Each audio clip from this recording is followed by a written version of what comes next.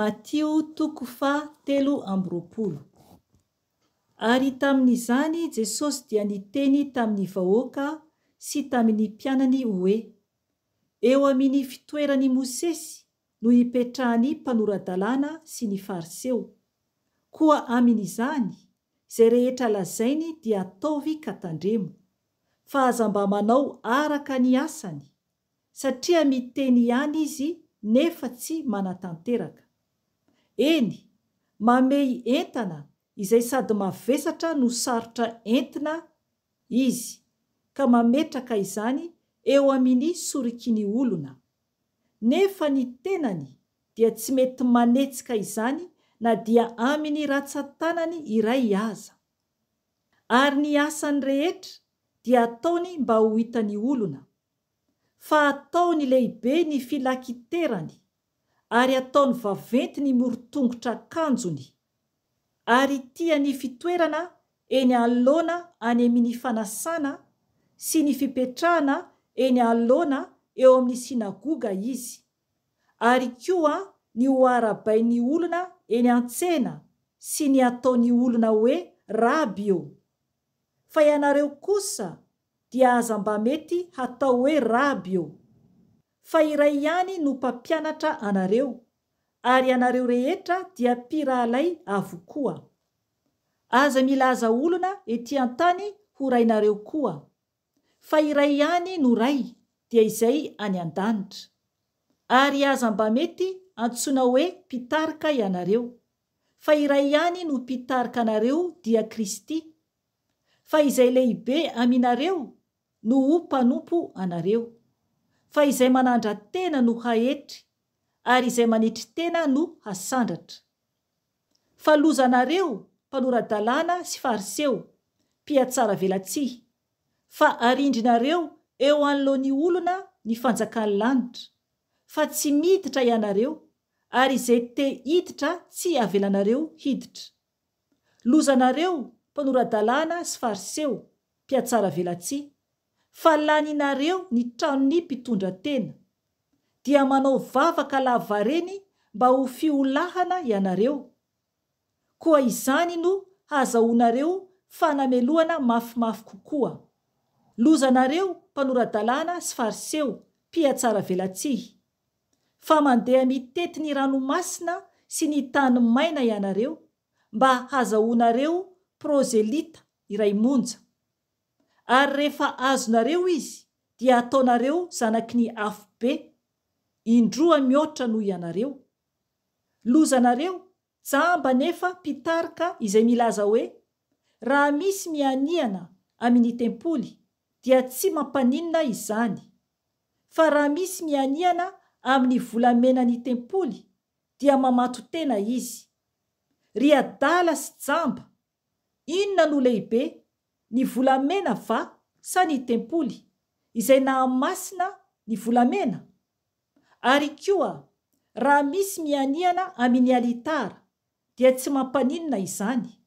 Fa raha misy mianiana amin'ny fanatitra eo amboniny, dia mamato tena izy. Ry jamba, inona no lehibe, ny fanatitra sa ny alitara izay mahamasina ny fanatitra? Koa amin'izany, izay mianiana amin'ny alitara dia mianiana aminy sy amin'ny zavatra rehetra izay eo amboniny.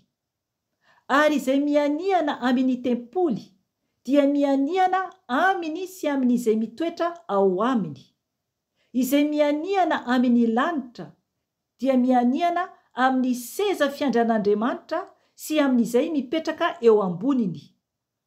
Lozanareo mpanoradalàna sy fariseo, mpiatsara velatsihy, fa mandoa ny ampahafolon'ny solila sy ny aneta ary ny komina ianareo, nefa navelanareo izay lehibe indrindra amin'ny lalàna, dia ny rariny sy ny famindram-po ary ny finoana.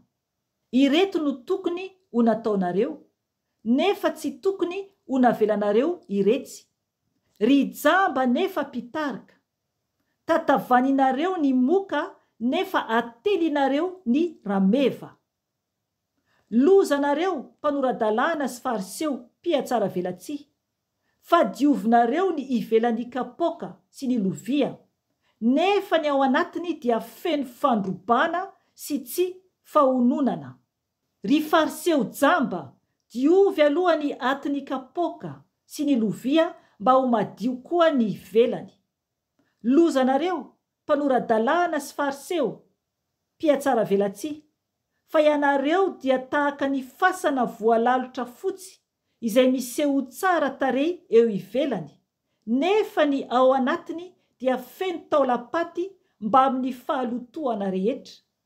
Dia tahaka izany koa ianareo, raha aminy eo ivelany dia miseho amin'ny olona omarina, nefa ny ao anatinareo dia feno fiatsaram-belatsia sy tsy fankatoavan-dalàna. Lozanareo, mpanoradalàna sy fariseo, mpiatsara velatsia, fa manorina ny fasan'ny mpaminany ianareo, sady manisy aingony ny rarivato-pasan'ny olona marina. Koa hoy ianareo, raha niara-belona tamin'ny razanay izahay, dia tsy mba ho niombona tamin'ny andatsadra ny mpaminany. Dia miapanga tena ianareo, fa zanak'izay namono ny mpaminany. Ary ianareo izao dia efa nafeno ny kapoka famarany razanareo. Ry biby lava, ry taranaky ny menarana, hataonareo ahoana no fandositra ny fanameloana ho any amin'ny afobe? Ary noho izany dia indro aho maniraka mpaminany sy olon-kendry ary mpanoradalàna ho aty aminareo. Koa ny sasany dia ho vonoinareo sy omboinareo amin'ny hazo fijaliana. Ny sasany dia ho kapoinareo ao amin'ny sinagoganareo sy penjeinareo any amin'ny tanàna sy vohitra, mba hanody anareo ny rany tsy manatsiny rehetra, izay nalatsaka tety ambonin'ny tany, hatramin'ny rany Abela marina ka hatramin'ny rany Zakaria, zanaky Barakia, izay novonoinareo teo anelanelan'ny tempoly sy ny alitara. Lazaiko aminareo marina tokoa, hanody ity taranaka ity izany rehetra izany.